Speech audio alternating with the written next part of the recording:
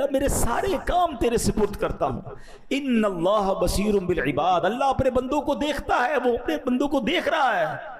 اور آپ یقین کریں جب دل سے آپ نے اپنا سب کچھ اللہ کو سپرد کر دیا نا کہ اللہ میری بیماری بھی تیرے حوالے، میرا کاروبار بھی تیرے حوالے، میری فیملی بھی تیرے حوالے، میرے معاملات بھی تیرے حوالے، جو مجھے ستا رہے ہیں مولا یہ بھی تیرے حوالے، میں نہیں لوں گا بدلہ مالک، میں نے سب تیرے حوالے کیا، تو جو میرے لیے فیصلہ فرمائے میرے مالک میں راضی. اگر تیرا فیصلہ یہ ہے کہ میں دکھ میں رہوں تو مولا میں اس دکھ میں بھی راضی. اے اللہ تیرا فیصلہ یہ ہے کہ میں تکلیف میں رہوں، تو خالق تو مالک، میں اس تکلیف میں بھی راضی.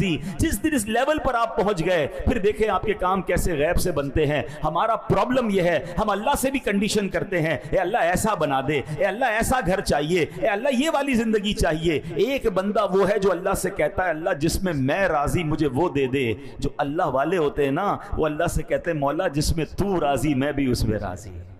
ہاں جس دن یہ نصیب ہو گیا نا، حضرت ابراہیم نے اللہ سے کہا نہیں تھا آگ بجھا دے، فرشتوں نے آ کر کہا تھا ابراہیم اللہ سے تو کہو نا، ہم سے نہیں کہہ رہے اللہ سے کہہ دو. کیا شاندار جواب دیا تھا. رب دیکھ رہا ہے نا، اگر اس نے آگ سے بچانا ہوگا تو بچا لے گا. اللہ تو دیکھ رہا ہے نا، اگر جلنا نصیب میں تو میں تیار ہوں. کیا لیول تھا توکل کا. اللہ اس کا ذرہ عطا کر دے. ہم تو تھوڑی سی بات پر اللہ سے ناراض ہو جاتے ہیں، اللہ سے کمپلینیں کرنا شروع کر دیتے. لازم ہے کہ مفسر قرآن اور صحیح العقیدہ مفتی نے جو لکھ کر دیا وہ بیان کریں. ہیں اپنی طرف سے جناب قرآن پاک کی کوئی بھی آیت کھولی اور ترجمہ تفسیر کرنا شروع کر دی، یہ تو بندے کو ہلاک کر دیں گے. اب آپ میں سے کسی کے ذہن میں سوال آئے گا کیا اس کا مطلب قرآن کو کوئی بیان کرے گا اور ہلاکت ہوگی؟ اب غور سے سنیے جو میں بتانے جا رہا ہوں. مولا علی شیر خدا کرم اللہ تعالی وجہ الکریم، ان کے علم کا عالم کیا ہے؟ ہیں ان کے علم کی تو مطلب اس کی دلیل دینے کی ضرورت نہیں. نبی پاک کا یہ جملہ ہی کافی ہے کہ میں علم کا شہر ہوں اور علی اس کا دروازہ ہے. آپ کیسے عالم تھے نا. سنیں مولا علی کا کیا زبردست مائنڈ سیٹ تھا. آپ مسجد میں آئے، دیکھا ایک شخص بیان کر رہا ہے، آپ اس کے پاس گئے، کیا تم قرآن کے ناسخ و منسوخ کو سمجھتے ہو؟ تو عرض کیا حضور میں تو نہیں جانتا اس کے بارے میں. تو آپ نے اس بندے کو مسجد سے باہر نکال دیا. مولا علی نے اس بیان کرنے والے کو مسجد سے باہر نکالا اور کیا فرمایا؟ ہلکتا و اہلکتا، یعنی تو خود بھی ہلاک ہوا اور تو نے دوسروں کو بھی ہلاکت میں ڈال دیا. یہ اٹس ناٹ مطلب کوئی گیم نہیں ہے، یہ کوئی آسان بات نہیں ہے. قرآن پاک میں وہ احکام موجود ہیں جو منسوخ ہو گئے ہیں، اور قرآن پاک میں وہ احکام بھی موجود ہیں جو بعد میں آئے ہیں. وہ منسوخ ہونا بھی رب کی اعلیٰ شان اور حکمت کی وجہ سے، اور اب نیا جو آرڈر آیا وہ اس وقت کی ضرورت کے لحاظ سے. تو یہ ہمیں پتہ ہونا چاہیے. تو بہرحال میرے پیارے اسلامی بھائیو، اب ہم آتے ہیں اس آیت کی طرف جو آج بیان میں شروع بھی ہم نے سنی. اللہ کریم قرآن پاک میں فرماتا ہے ما ننسخ من آیت او ننسها نأتی بخیر منہا او مثلہا. اور جب ہم کوئی آیت منسوخ کرتے ہیں یا لوگوں کو بھلا دیتے ہیں تو اس سے بہتر اس جیسی اور آیت لے آتے ہیں. یعنی اللہ پاک جو بھی حکم منسوخ فرماتا ہے اس کی جگہ ایسا حکم نازل فرماتا ہے جو پہلے والے حکم سے زیادہ آسان، بندوں کے حق میں زیادہ ثواب والا، اس سے بہتر ہوتا ہے. یہ اسی کی مثل نیا حکم نازل فرما دیتا ہے. یاد رکھیں کہ یہ ناسخ اور منسوخ، یعنی یہ منسوخ فرمانا جو ہے یہ کوئی عیب نہیں ہے، معاذ اللہ یہ کسی جہالت کی وجہ سے نہیں ہے، بلکہ اللہ قرآن میں فرماتا ہے الم تعلم ان اللہ علی کل شیء قدیر. اے مخاطب کیا تجھے معلوم نہیں کہ اللہ ہر شے پر قادر ہے. سبحان اللہ. یعنی یہ حکم کا بدلنا، اس کائنات کا نظام حکمت سے چلانا اسی لیے ہے کیونکہ اللہ ہر چیز پر قدرت رکھتا ہے. یہ اس کی قدرتوں کا نشان ہے کہ وہ رات کو بدل کر دن بنا دیتا ہے، دن کو بدل کر رات بنا دیتا ہے، بہار کو خزاں میں تبدیل فرما دیتا ہے، خزاں کو بہار بنا دیتا ہے، سمندر کو بخارات اور بخارات سے بادل اور بادل سے بارش برسا کر پھر سمندر بنا دیتا ہے. جیسے کائنات میں ہونے والی ان تبدیلیوں میں اللہ پاک کی قدرتوں کا نشان ہے، یوں ہی حکمت کے تحت بندوں کی بھلائی کے لیے احکام منسوخ فرمانا، ان کی جگہ نئے احکام لانا، یہ بھی اس کی قدرتوں کا نشان ہے. مزید فرمایا الم تعلم ان اللہ لہ ملک السماوات والارض. کیا تجھے معلوم نہیں کہ آسمانوں اور زمین کی بادشاہی اللہ ہی کے لیے ہے. یعنی یہ مت سمجھ لینا کہ رب کریم کا بندوں کی بھلائیوں کا یوں خیال فرمانا کسی محتاجی کے سبب ہے. نہیں نہیں، وہ مالک کریم ہے. زمین اور آسمان اور اس کے درمیان جو کچھ ہے سب کا وہی مالک ہے. وہ ایسا مالک ہے کہ اس جیسا اور کوئی نہیں. زمین و آسمان میں اس کا حکم نافذ ہے، لہٰذا وہ جو چاہے اپنے بندوں کو حکم ارشاد فرمائے. بندوں کا کام اعتراض کرنا نہیں، بندوں کا کام حکم ماننا ہے، لبیک کہنا ہے. لہٰذا نسخ پر اعتراض مت کرو، جو حکم دیا جا رہا ہے اس پر عمل کرو. اور یاد رکھو، اب آیت کا اگلا حصہ سنیں، وَمَا لَكُم مِّن دُونِ اللَّهِ مِن وَلِيٌّ وَلَا نَصِيرٍ. اور اللہ کے مقابلے میں تمہارا نہ کوئی حمایتی ہے اور نہ ہی مددگار. یعنی اللہ پاک کے مقابلے میں تمہارا کوئی مددگار نہیں ہے، نہ کوئی دوست ہے. بس اللہ کے احکام کو مضبوطی سے تھام لو. اے میرے پیارے اسلامی بھائیوں، اب ذرا آگے چلتے ہیں، اس آیت کو اور مزید ایلوبریٹ کرتے ہیں اور اس کی خوبصورت موتی تلاش کرتے ہیں. اللہ فرماتا ہے، الم تعلم ان اللہ لہ ملک السماوات والارض. کیا تجھے معلوم نہیں کہ آسمانوں اور زمین کی بادشاہی اللہ ہی کے لیے ہے؟ میرا بھی مالک وہ عظیم و حکیم رب ہے، آپ کا بھی مالک وہی ہے. زمین و آسمان کی ہر چیز کا وہی مالک ہے، وہی مددگار ہے، وہی کارساز ہے. سبحان اللہ. ہم حمد کا شعر پڑھتے ہیں نا، اللہ واحد و یکتا ہے، ایک خدا بس تنہا ہے، کوئی نہ اس کا ہمتا ہے، ایک ہی سب کی سنتا ہے. لا الہ الا اللہ آمنا برسول اللہ. وہ ہے منزہ شرکت سے، پاک سکون و حرکت سے، کام ہے اس کے حکمت سے، کرتا ہے سب قدرت سے. لا الہ الا اللہ آمنا برسول اللہ. اے میرے پیارے اسلامی بھائیوں، اللہ کریم کی قدرت، اللہ کریم کی اس کائنات کی وسعت کیسی ہے. اب تو سائنس بھی حیران ہے. ہم جب چھوٹے تھے تو ہمیں پڑھایا جاتا تھا، سائنس کے جب سبجیکٹ ہوتے تھے کہ دنیا میں 8 پلینٹ ہیں، 9 پلینٹ ہیں. اچھا، اس کے نام بھی ہمیں یاد تھے. ہم یہی سمجھتے تھے ایک زمین ہے، ایک چاند ہے، ایک سورج ہے، ایک مارس ہے، پھر پلوٹو ہے، اور جناب یہ 7-8 سیاروں پر بس یہ دنیا قائم ہے. جیسے ہمارا پلینٹ ہے ایسے 8 ہیں. سائنس کی عقل وہیں تک پہنچی تھی، اور اس کے بعد اب سائنس نے بتایا نہیں جناب، اب یہ تو بہت ساری کہکشائیں ہیں. تھوڑا معاملہ آگے بڑھا تو سائنس کی وہ تھیوری بھی کینسل ہو گئی. کہتے یہ ایک کہکشاں نہیں ہے، یہ تو اربوں کہکشائیں ہیں. اور جناب ہماری زمین تو اس پوری دنیا میں ایک نقطے کی حیثیت بھی نہیں رکھتی ہے. ہم اپنی دنیا کو پوری نہیں دیکھ پا رہے. ہم کبھی کسی ملک میں جاتے ہیں تو حیران ہو جاتے ہیں کہ یا اللہ تیری قدرت ایسی، یہ پہاڑ ایسے، یہ آبشار ایسے،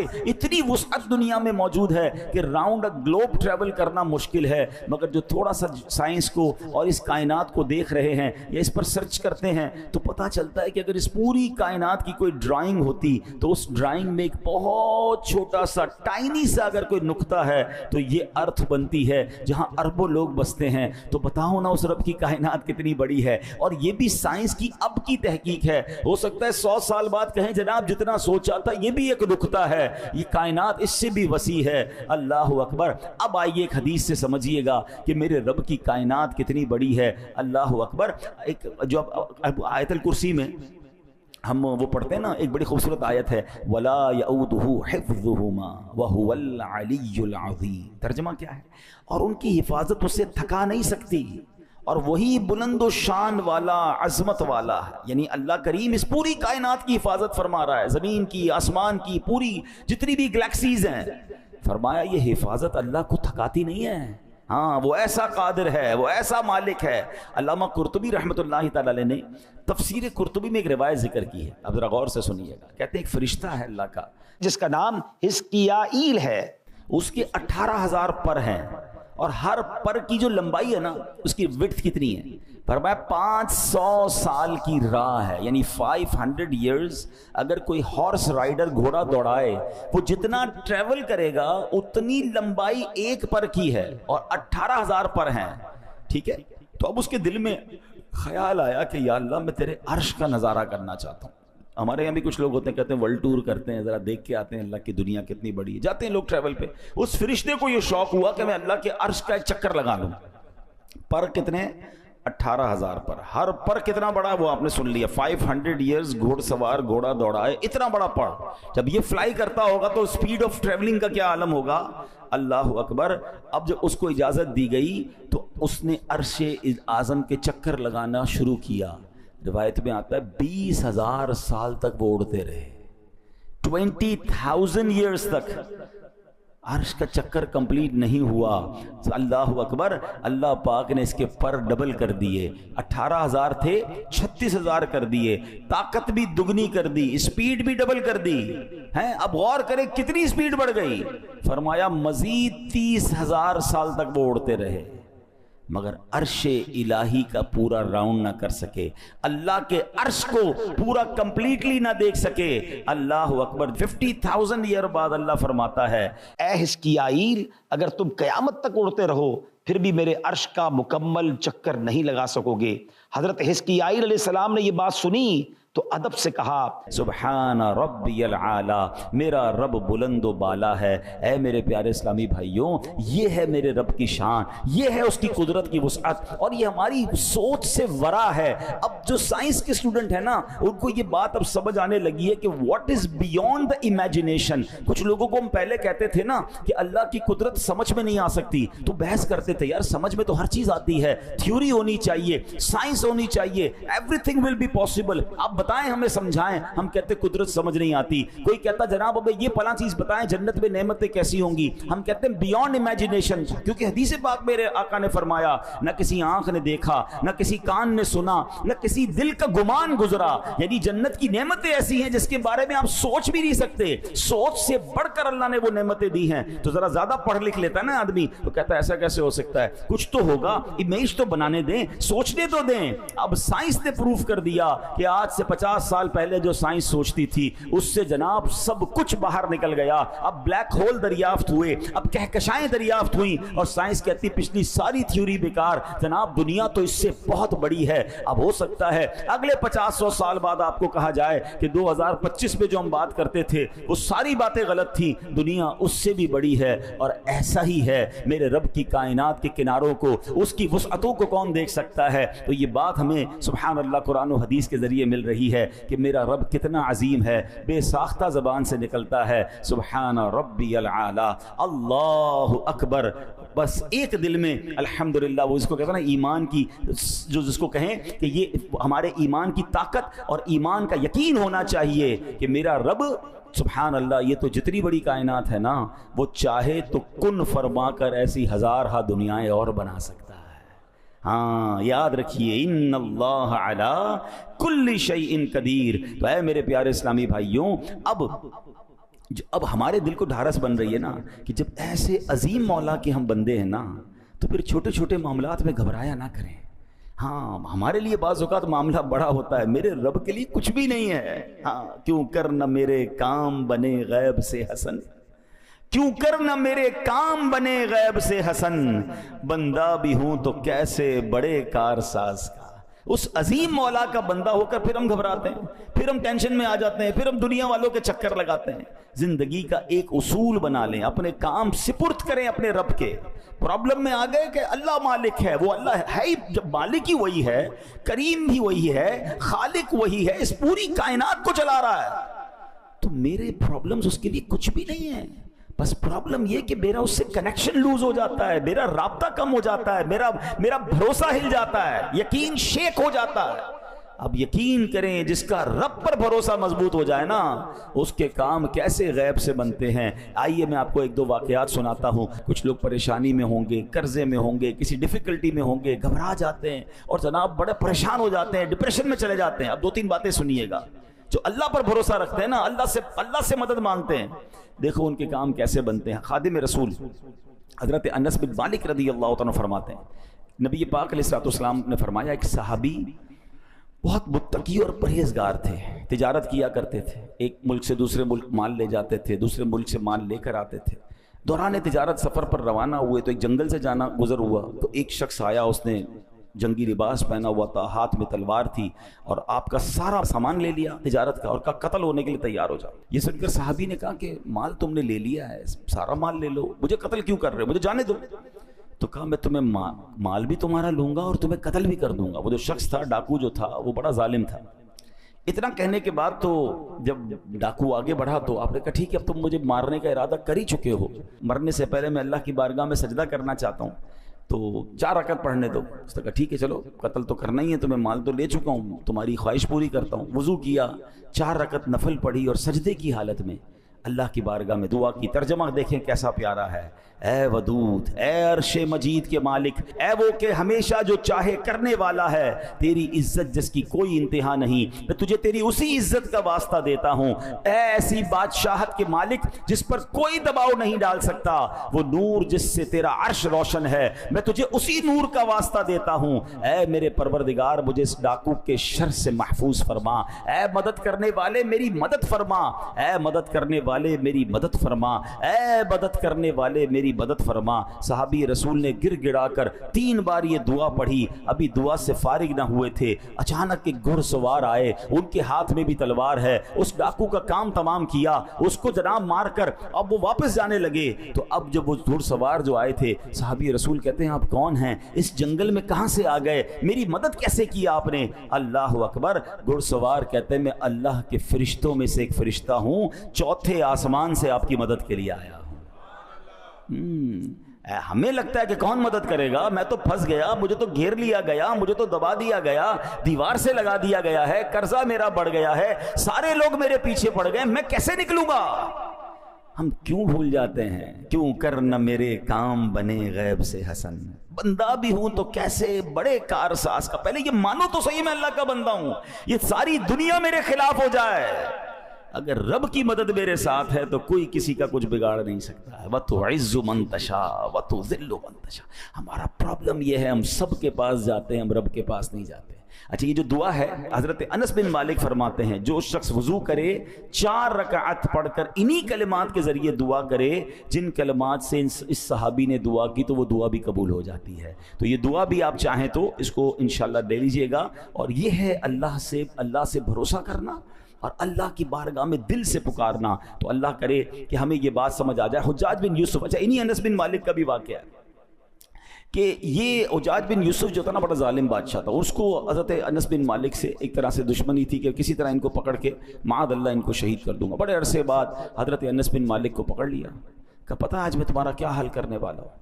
تو اس نے کہا کہ نہیں میں تو تمہیں قتل کر دوں گا. حضرت انس مالک کہا تم کچھ بھی نہیں کر سکتے. کہ کیوں نہیں کر سکتے؟ کہ میں نبی پاک نے مجھے ایک دعا سکھائی ہے, میں وہ دعا پڑھ چکا ہوں, تم میرا کچھ بھی نہیں بگاڑ سکتے. وہ دعا بہت لمبی ہے مگر اس میں ایک حصہ یہ بھی ہے جو قرآن مجید میں ہے, بے شک میرا مددگار اللہ ہے جس نے کتاب اتاری اور وہ صالحین کو مدد کرتا ہے. حضرت انس بن مالک نے یہ کہا, حجاج بن یوسف نے آپ کو چھوڑ دیا. اس کے ساتھی کہتے ہیں اتنے عرصے سے انتظار کر رہے تھے کہ حضرت انس بن مالک آئیں گے, تم پکڑو گے, معاذ اللہ انہیں قتل کرو گے, تم نے ویسے ہی چھوڑ دیا. کہا جب یہ مجھ سے بات کر رہے تھے نا تو میں نے دیکھا کہ ان کے کاندھے پر 2 شیر بیٹھے ہیں, مجھے ایسا لگتا تو لپک کے مجھے چیر پھاڑ کے رکھ دیں گے, اس لیے میں نے اپنی جان بچائی اور انہیں چھوڑ دیا. تو پتہ چلا کہ رب کی مدد جب شامل حال ہوتی ہے, اللہ پر بندے کا بھروسہ ہوتا ہے, وہ دل سے رب کو پکارتا ہے, تو غیب سے مدد ضرور آتی ہے. پرابلم اگین وہی ہے کہ وہ کنیکٹیوٹی, اب کسی کا سافٹ ویئر ہی اپڈیٹ نہیں ہے, کسی کا جناب کنیکشن ہی ٹھیک نہیں ہے, موبائل کے سگنل نہیں آتے, تو ہم کیا کہتے ہیں یار بات پراپر نہیں ہو رہی ہے, ہمارے سگنل کمزور ہو گئے ہیں. اللہ کی بارگاہ میں جو رابطہ ریکوائرڈ ہے نا وہ ہمارا کمزور ہے. یعنی ہم میں سے کئی لوگ پتہ کیا کہتے ہیں, یار میں وظیفہ پڑھ لیتا ہوں, پتہ نہیں کام ہوگا کہ نہیں ہوگا, چلو دعا کر لیتے ہیں لیکن لگتا نہیں ہوگا. آپ ابھی سے لکھ لیں نہیں ہوگا.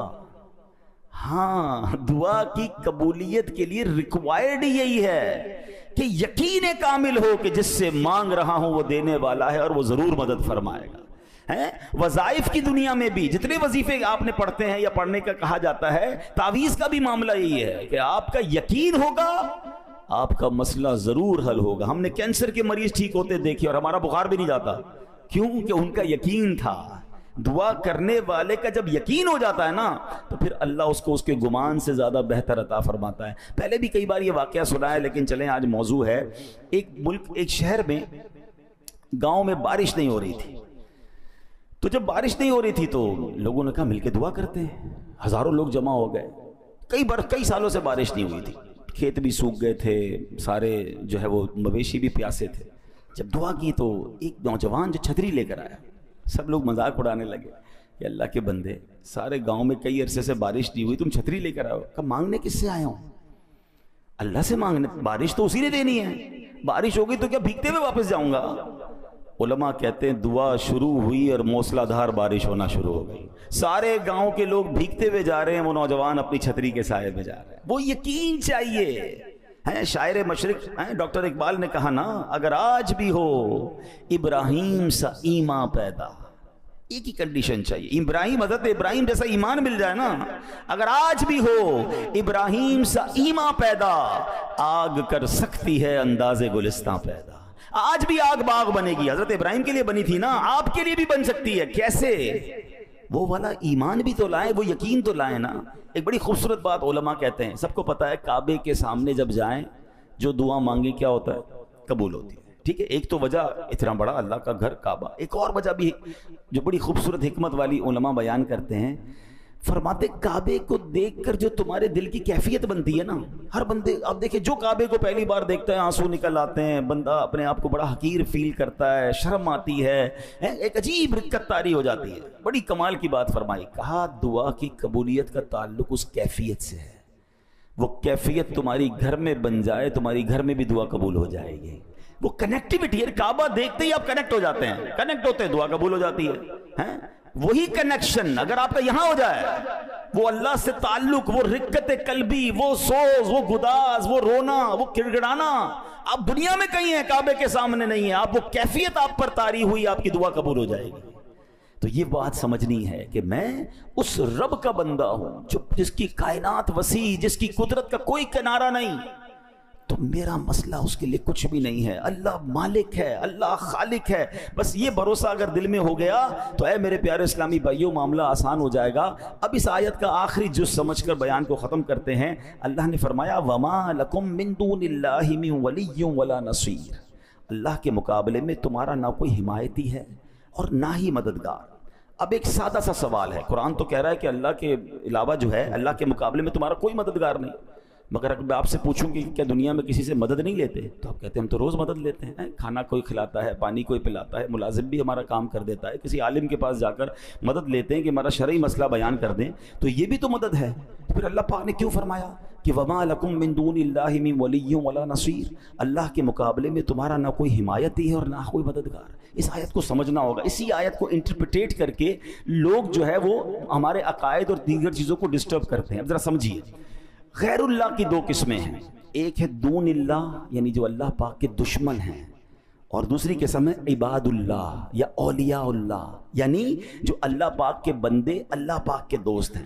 اللہ کریم نے جہاں جہاں بھی غیر اللہ کی مدد کا انکار کیا وہاں دون اللہ کا لفظ استعمال ہوا، مطلب یہ کہ اللہ پاک کا کوئی بھی دشمن اللہ پاک کے مقابلے میں کسی کی کوئی مدد نہیں کر سکتا۔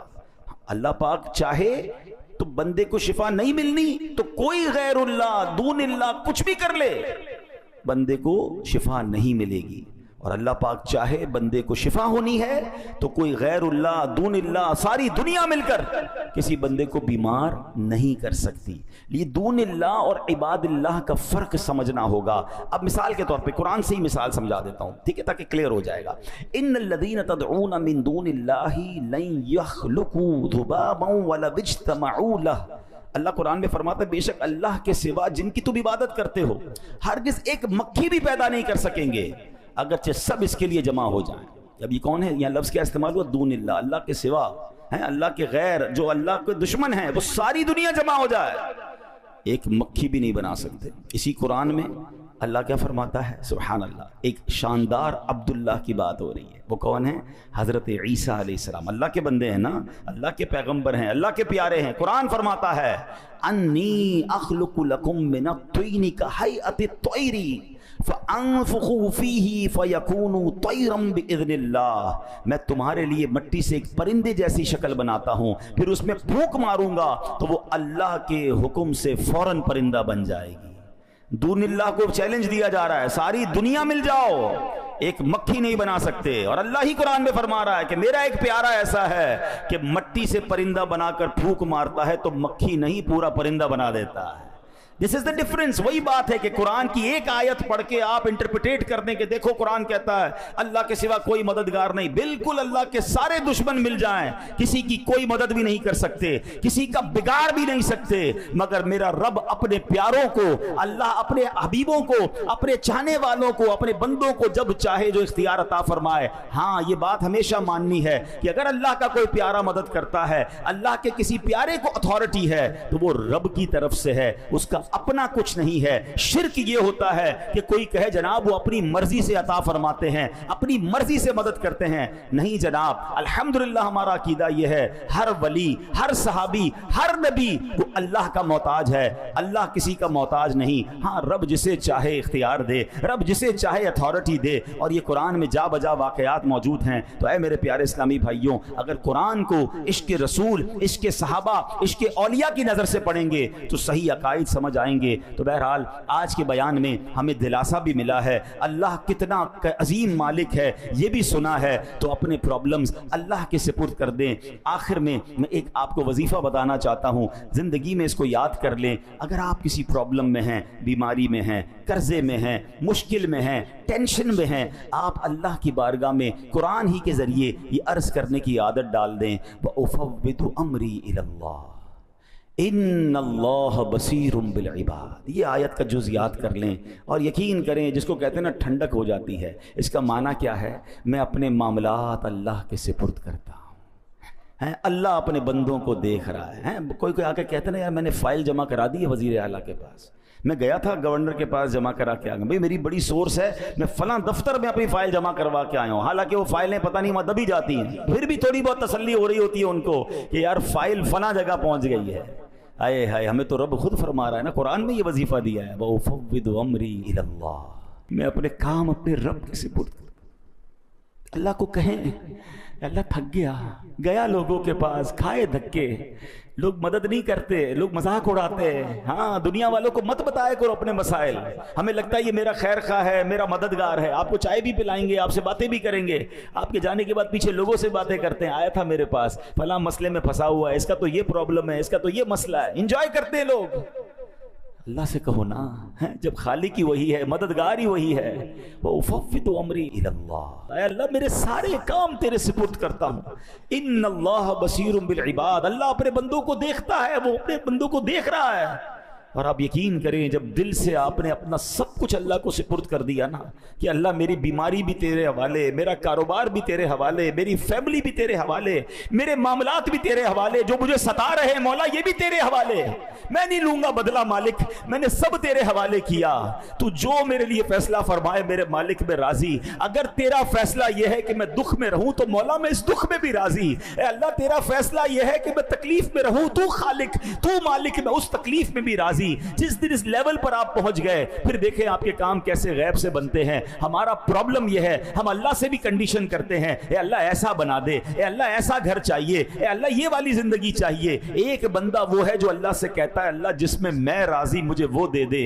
जो अल्लाह वाले होते हैं ना, वो अल्लाह से कहते हैं मौला जिसमें तू राजी मैं भी उसमें राजी। हाँ, जिस दिन ये नसीब हो गया ना, हजरत इब्राहिम ने अल्लाह से कहा नहीं था आग बुझा दे, फरिश्तों ने आकर कहा था इब्राहिम अल्लाह से तो कहो ना, हमसे नहीं कह रहे, अल्लाह से कह दो। क्या शानदार जवाब दिया था। रब देख रहा है ना, अगर उसने आग से बचाना होगा तो बचा लेगा। अल्लाह तो देख रहा है ना, अगर जलना नसीब में तो मैं तैयार हूं। क्या लेवल था तवक्कुल का। अल्लाह उसका जर्रा अता कर दे। हम तो थोड़ी सी बात पर अल्लाह से नाराज हो जाते हैं, अल्लाह से कंप्लेने करना शुरू कर देते हैं। अरे यार, अल्लाह ने अगर कुछ दिन तकलीफ के दिखाए हैं, सारी जिंदगी सुख के दिखाए हैं, कुछ दिन अगर गम के आए हैं, बीमारी के आए हैं, तो सालों उसने सेहतमंद भी रखा है। भरोसा तो करो ना उस पर। अल्लाह की बारगाह में ये कहना सीख जाओ, व उफ़व्विदु अमरी इलल्लाह इन्नल्लाह बसीरुम बिल इबाद। अल्लाह मैं अपने सारे काम तुझे सौंपता हूं, तू अपने बंदों को देख रहा है। ए अल्लाह मैं तेरे हर फैसले पर राजी हूं, तू मेरा खालिक, तू मेरा मालिक, तू जिस हाल में रखे उस हाल में मैं राजी हूं। जिस दिन ये कैफियत आपकी बनना शुरू हुई, आप अपनी आंखों से अपने मसले इंशाअल्लाह हल होते देखेंगे, रहमत इलाही का नुज़ूल होगा। और अगर जिंदगी इसी तरह गुजारनी रब ने लिखी है, मैं उस पर भी राजी हूं, क्योंकि रब ने ये भी उसकी मशीयत है।